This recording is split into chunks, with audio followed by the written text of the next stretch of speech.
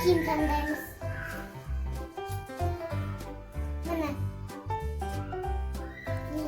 спортқа баратын ақ аяқ киім аламыз. Міне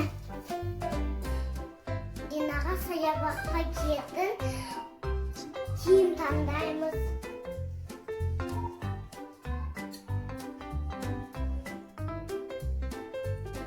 Міне саябаққа баратын аяқ киім таңдаймыз.